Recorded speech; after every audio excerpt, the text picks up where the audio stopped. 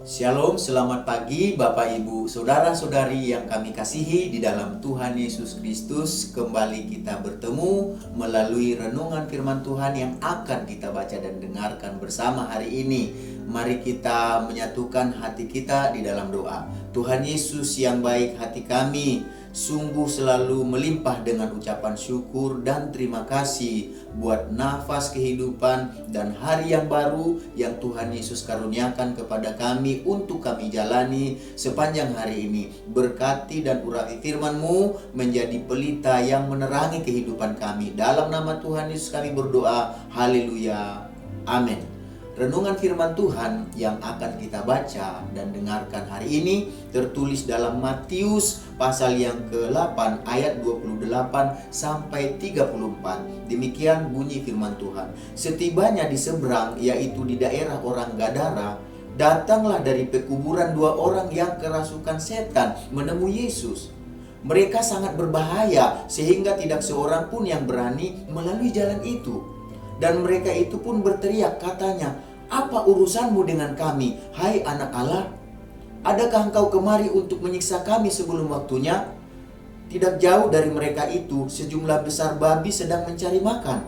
Maka setan-setan itu meminta kepadanya, katanya, "Jika engkau mengusir kami, suruhlah kami pindah ke dalam kawanan babi itu."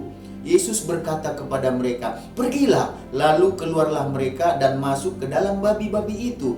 Maka terjunlah seluruh kawanan babi itu dari tepi jurang ke dalam danau dan mati di dalam air. Maka larilah penjaga-penjaga babi itu, dan setibanya di kota diceritakannya lah segala sesuatu juga tentang orang yang kerasukan setan itu. Maka keluarlah seluruh kota mendapatkan Yesus, dan setelah mereka berjumpa dengan dia, mereka pun mendesak supaya ia meninggalkan daerah mereka.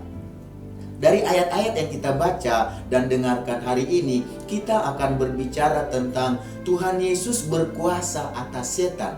Tuhan Yesus berkuasa atas setan. Tuhan Yesus berkuasa atas setan berarti setan itu ada di dalam kekuasaan, ada di dalam kendalinya Tuhan Yesus. Dari ayat-ayat yang kita baca dan dengarkan hari ini, kita akan melihat bahwa kehadiran Tuhan Yesus telah membuat ketakutan bagi setan yang telah merasuki kedua orang yang ada di Gadara saat itu, di pekuburan Gadara. Tidak ada yang berani saat itu berhadapan dengan kedua orang yang dirasuk setan tersebut, karena mereka ini sangat menakutkan, sangat berbahaya. Tetapi kedua orang yang kerasukan setan tersebut, ketika mereka melihat Tuhan Yesus, ketika mereka berjumpa dengan Tuhan Yesus, kehadiran Tuhan Yesus pada saat itu, ketika mereka melihat bahwa Tuhan Yesus ada dan setan yang merasuk mereka ini, saat itu apa yang terjadi? Mereka tahu bahwa Tuhan Yesus itu adalah Allah. Mereka dikatakan di sini bahwa mereka sadar bahwa yang ada ini bukan hanya sekedar Tuhan Yesus, tetapi dia ini adalah anak Allah. Dengan kata lain, mereka tahu bahwa Yesus ini adalah Allah atau firman Tuhan, Allah yang menjadi manusia. Oleh sebab itulah mereka sangat ketakutan ketika mereka melihat Yesus, karena mereka tahu ini adalah anak Allah. Dengan kata lain, ini adalah Allah sendiri, bahwa Allah lah yang mereka hadapi. Sehingga setan yang ada di dalam kedua orang tersebut, yang merasuki kedua orang tersebut, menjadi sangat takut.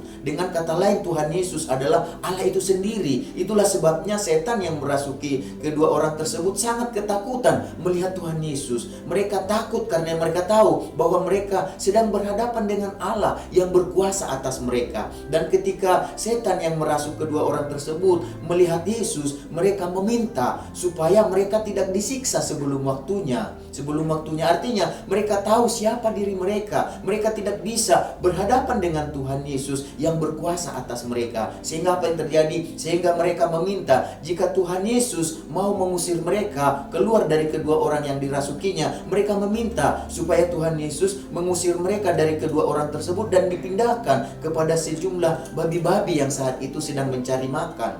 Lalu apa yang terjadi? Tuhan Yesus pun mengusir setan yang merasuk kedua orang tersebut, dan mereka pindah ke babi-babi yang sedang berkumpul saat itu mencari makan. Lalu apa yang terjadi ketika setan ini merasuki babi-babi yang sedang mencari makan tersebut, babi-babi itu dikatakan terjun ke dalam danau, dan akhirnya apa yang terjadi? Ke dalam air, mereka pun di tepi danau dikatakan tepi jurang. Mereka itu terjun dari tepi jurang, akhirnya mati dalam air, dikatakan mati dalam air. Dan itu yang terjadi, babi-babi itu yang dirasuk itu binasa semuanya mati. Jadi pada saat itu ketika para penjaga melihat peristiwa tersebut, para penjaga babi itu lari ke kota. Ya, mereka datang ke kota dan mereka menceritakan apa yang terjadi dengan babi-babi itu, apa yang terjadi dengan kedua orang yang dirasuk oleh setan tersebut. Dan akibatnya apa yang terjadi? Ketika seluruh kota tahu peristiwa tersebut, seluruh kota mendatangi Yesus. Dan ketika mereka mendatangi Yesus, mereka meminta supaya Yesus dan murid-muridnya itu meninggalkan daerah mereka. Jadi Bapak Ibu, saudara-saudari yang kami kasihi dalam Tuhan Yesus Kristus, dari ayat-ayat yang kita baca dan dengarkan hari ini, apa sih yang dapat kita pelajari?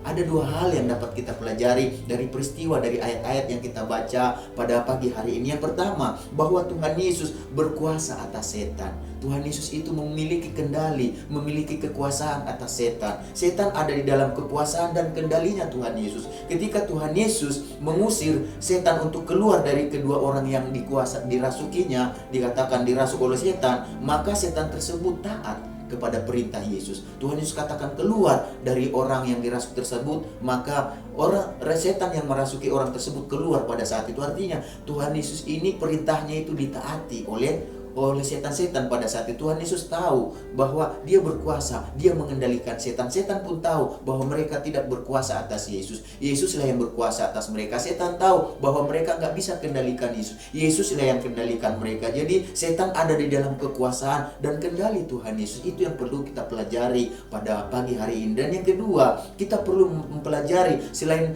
Tuhan Yesus berkuasa atas setan, kita sadar bahwa kehadiran Tuhan Yesus dalam kehidupan kedua orang yang dirasuk setan tersebut membuat setan meninggalkan kehidupan orang yang dirasukinya pada saat itu. Dengan kata lain, kehadiran Tuhan Yesus dalam kehidupan kedua orang yang dirasuk oleh setan tersebut telah memulihkan dan melepaskan mereka dari belenggu, dari siksaan, dari pengaruh setan pada saat itu. Oleh karena itu, Bapak Ibu, saudara-saudari yang kami kasihi dalam Tuhan Yesus Kristus, marilah kita belajar untuk menghadirkan Tuhan Yesus dalam kehidupan kita, dalam berbagai situasi dan kondisi kita. Mari kita belajar untuk hadirkan Tuhan Yesus dalam kehidupan kita, dalam keluarga kita, dalam usaha pekerjaan kita, sekolah perkuliahan kita, dalam pergumulan persoalan kita, dalam kerinduan kita. Hadirkan Tuhan Yesus di dalam segala sesuatu kehidupan kita. Kita percaya dengan kehadiran Tuhan Yesus, maka Tuhan Yesus akan menolong, memulihkan, melepaskan kita dari apapun yang sedang membelenggu,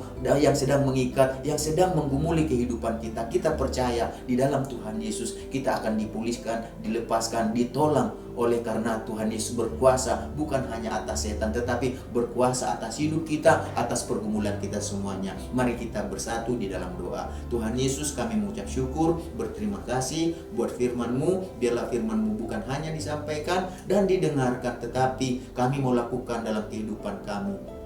Firman-Mu mengajar kami bahwa Tuhan Yesus berkuasa atas setan. Tuhan Yesus berkuasa atas kehidupan kami. Firman-Mu mengajarkan kami supaya kami menghadirkan Tuhan Yesus dalam kehidupan kami. Itulah yang akan memulihkan kami. Itulah yang akan melepaskan kami dari segala belenggu, pergumulan, persoalan yang ada dalam kehidupan kami. Jadikan kami Tuhan pelaku firman-Mu Tuhan. Terima kasih Tuhan Yesus, biarlah kami mengejar kehadiran-Mu dalam kehidupan kami, dalam keluarga kami, usaha pekerjaan, sekolah perkuliahan, aktivitas kerinduan kami. Biarlah kami mengejar kehadiran-Mu. Kami membutuhkan kehadiran-Mu. Kami juga rindu Kau hadir di tengah bangsa kami Indonesia ini. Buat pemimpin kami, presiden, wakil presiden, menteri-menteri yang ada, semua yang ada dipercaya memimpin bangsa ini. Hadirlah kehidupan mereka Tuhan. Biarlah hikmat-Mu, pengertian daripada Engkau Tuhan berkuasa atas mereka untuk mengelola segala masalah, pergumulan yang ada di tengah bangsa ini, sehingga kami bisa melaluinya dengan pertolongan Tuhan. Kami berdoa buat anak Tuhan, umat Tuhan yang ada di tengah bangsa ini.